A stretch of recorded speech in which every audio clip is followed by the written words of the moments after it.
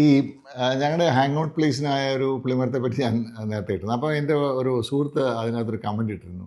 നിങ്ങളുടെ ഏറ്റവും വളരെ എന്താ പറയുക ഫേവറേറ്റായിട്ട് ഹാങ് ഔട്ട് ഇന്ത്യൻ കോഫി ഹൗസിൽ അതിനെപ്പറ്റിയൊന്നും പറഞ്ഞില്ല. ഇന്ത്യൻ കോഫി ഹൗസിനെ പറ്റി പറയാനാണ് ഒത്തിരി കഥകൾ പറയാറുണ്ട്. അതിൻ്റെ ഇന്ത്യൻ കോഫി ഹൗസിൽ പോകുമ്പോൾ ആദ്യകാലങ്ങളിൽ ഉണ്ടായ ഒരു സംഭവം എന്താ പറയുന്നൊരു ഒരു കുടുക്കയും ഇന്ത്യൻ കോഫി ഹൗസായിട്ടുള്ളൊരു ബന്ധത്തെ പറ്റിയാണ് ഒരു സ്റ്റോറി അന്ന് ആദ്യകാലത്തായിരുന്നു. അപ്പോൾ ഈ സംഭവം നടന്നത് എങ്ങനെയാണെന്ന് വെച്ച് കഴിഞ്ഞാൽ ഞങ്ങൾ ഇന്ത്യൻ കോഫി ഹൗസിൽ പോകുമ്പോൾ ബേസിക്കലി നമ്മുടെ കയ്യിലൊന്നും വലിയതായിട്ട് പൈസ ഉണ്ടാവില്ല. അപ്പം ഞങ്ങൾ കഴിക്കുന്ന മാക്സിമം വന്നാൽ ഒരു MD, അത് മസാല ദോശ അല്ലെ GD എന്നൊക്കെ പറഞ്ഞ ഗീ റോസ്റ്റ്, ഒരു കോഫി. പക്ഷേ അവിടെ കുറച്ചുകൂടെ എക്സ്പെൻസീവ് ആയിട്ടുള്ള ഐറ്റംസ് ഉണ്ടായിരുന്നു. അതായത് മട്ടൺ ഓംലെറ്റ്, അല്ലെങ്കിൽ റോസ് മിൽക്ക്, പോസ്റ്റ് എഗ് എന്നൊക്കെ പറയുന്നത് വളരെ വിചിത്രമായ പേര്, സ്ക്രാമ്പിൾഡ് എഗ് എന്നൊക്കെ പറഞ്ഞാൽ അന്നത്തെ സംബന്ധിച്ച് നമുക്ക് ഭയങ്കര റെയർ നെയിംസ് ആണ്. അങ്ങനെയൊക്കെ കുറേ ഫുഡ് ഐറ്റംസ് അവിടെ ഉണ്ടായിരുന്നു. ഇത് കഴിക്കാൻ ഒരു മാർഗ്ഗമില്ല. അപ്പോൾ അങ്ങനെ ഞാനും എൻ്റെ ഫ്രണ്ട് മോഹനും കൂടെ മോഹൻ പറഞ്ഞു നമുക്കൊരു മാർഗ്ഗമുണ്ട്, ഒരാളെ പിടിക്കാം.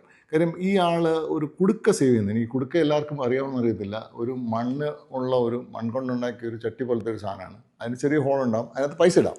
അപ്പോൾ പുള്ളിയുടെ ഒരു സുഹൃത്ത് ചന്ദ്രൻ്റെ കയ്യിൽ ഒരു കുടുക്കയുണ്ട്. അപ്പോൾ ചന്ദ്രൻ എനിക്ക് തോന്നുന്നു ഈ വിഷു സമയത്ത് ആരോ കൊടുക്കുന്ന പൈസ ഇട്ടിട്ട് അത് നിറഞ്ഞു കഴിയുമ്പോൾ അടുത്ത വിഷുവിന് പൊട്ടിച്ച് പുള്ളി സെലിബ്രേറ്റ് ചെയ്യുക എന്തിനുണ്ട്. അപ്പോൾ എങ്ങനെയും ചന്ദ്രനെ ഇൻഫ്ലുവൻസ് ചെയ്ത് കുടുക്കയായിട്ട് നമുക്ക് കോഫി ഹൗസിൽ പോകാമെന്നാണ്. അങ്ങനെ ഞാൻ നോക്കുമ്പോൾ മോഹൻ ഈ ചന്ദ്രനെയും കൊണ്ട് കുടുക്കയൊക്കെ ആയിട്ട് വരുന്നു. എന്നിട്ട് ചന്ദ്രന് ചെറിയൊരു വിഷമമുണ്ട്, എങ്കിലും ചന്ദ്രനെ എന്തൊക്കെയോ പറഞ്ഞ് അവൻ പ്രലോഭിപ്പിച്ച് ഈ മോഹൻ്റെ വീട്ടിൽ വെച്ച് തന്നെ ഞങ്ങൾ കുടുക്ക പൊട്ടിച്ചു. അതിനെന്ന് പറയാൻ കുറച്ച് പൈസ ഉണ്ടായിരുന്നു.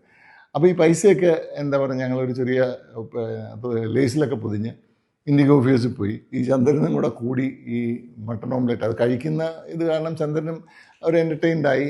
അങ്ങനെ ആ പൈസയിൽ നല്ല ഭാഗം ഞങ്ങൾ ആദ്യമായിട്ട് ഇന്ത്യൻ കോഫി ഹൗസിലെ ഭക്ഷണം, രുചികരമായ ഭക്ഷണങ്ങൾ അല്ലെ വില കൂടിയ ഭക്ഷണങ്ങൾ ആദ്യം കഴിച്ചൊരു ഇൻസിഡൻറ്റ് ഞാൻ ഓർക്കുകയാണ്.